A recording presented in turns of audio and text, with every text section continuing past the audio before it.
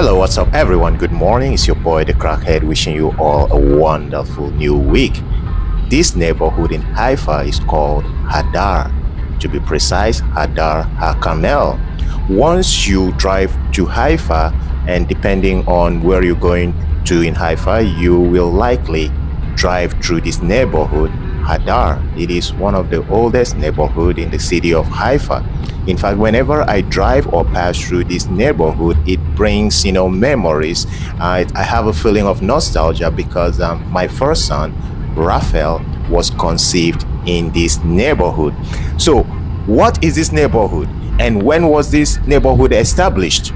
Hadar Hacarmel, Splendor of the Carmel, or simply known as the neighborhood of Hadar, is a district of Haifa in Israel, located on the northern slope of Mount Carmel between the upper and lower city overlooking the port of Haifa and Haifa Bay. It was once the commercial center of Haifa. The name of the neighborhood is derived from a verse in Isaiah chapter 35 verse 2. The glory of Lebanon will be given to it, the splendor of Carmel and Sharon. They will see the glory of the Lord, the splendor of our God. Hadar Hacarmel was founded before World War I.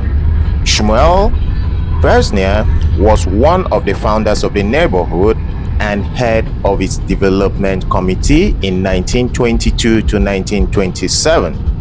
By 1944, most of Haifa's 66,000 Jewish residents lived in the district.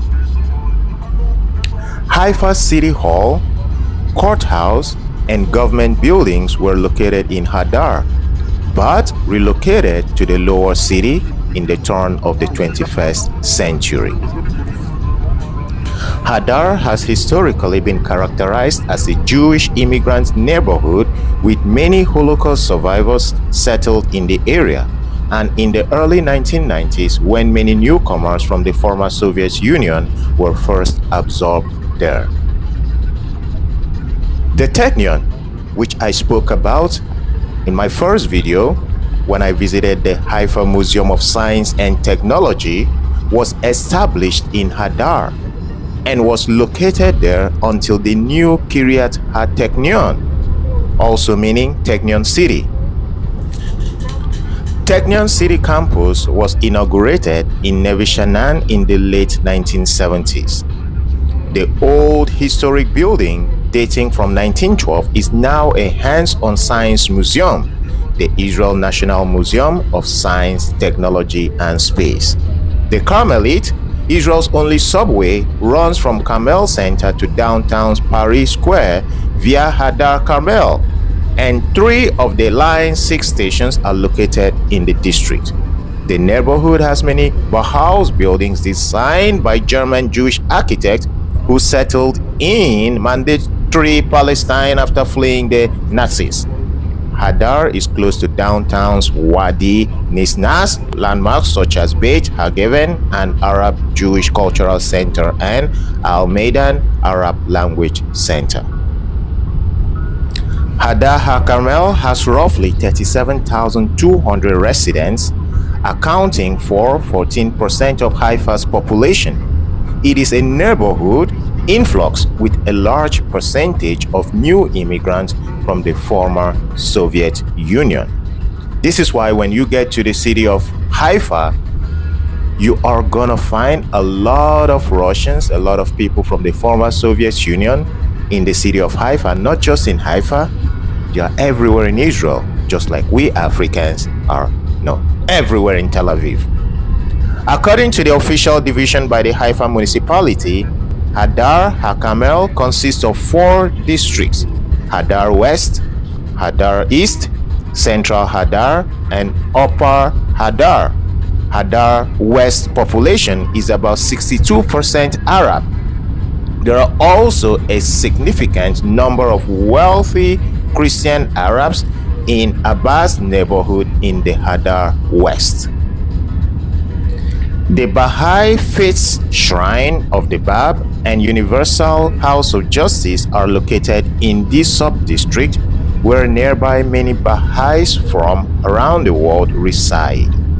Upper Hadar, where the Bnei Zion Medical Center is located is a very heterogeneous community. Central Hadar contains many of Haifa's architectural, cultural, and historical landmarks, including Haifa Theater, Madatek, that's the National Science Museum, Benjamin Park, and Talpiot Market. Today, its population is largely Russian-speaking, making it Haifa's most distinct Russian immigrant neighborhood. Central Hadar contains also a significant number of Arabs, Muslims, and Christians in Hanevim, Heslaya neighborhoods, and Masada Street. Hadar East is divided into three smaller neighborhoods: Gyola, Ramat Visnitz, and Yalak. The two former today being largely Haredi and the latter predominantly Arab and Russian. So guys, this is just a rundown of the neighborhood Hadar Hacarmel. If you happen to visit the city of Haifa, there is no way you're not going to drive through or pass through Hadar. Maybe there is a way, but if you're going to central Haifa, if you're going to the beach region, of Hacarmel beach, of course, I think it's somewhat or somehow in the neighborhood of Haifa. And right now we're driving back to Tel Aviv. This is the main road. In fact, this is the road that is taking you to Hadar Hacarmel, and that is taking you back to Tel Aviv. And to the right, you can see the beach, you can see the Mediterranean Sea, and in front is a hotel, I think, and that's a 4-star or a 5-star hotel. I've never been in this hotel. I have only driven through, but I've been around it. I've gone to the beach close to the hotel. So guys, that was the beautiful history of Hadar Hacarmel. It is one of the most I think wonderful neighborhood. I will not say the most wonderful neighborhood or interesting neighborhood in the city of Haifa. If you visit Haifa, there are so many things you can do there. There are markets, there are places, there are tour places you can visit, like the Madatek, the Museum of Science and Technology. I have been showing you guys for the past few days. That is in Hadar Hacarmel.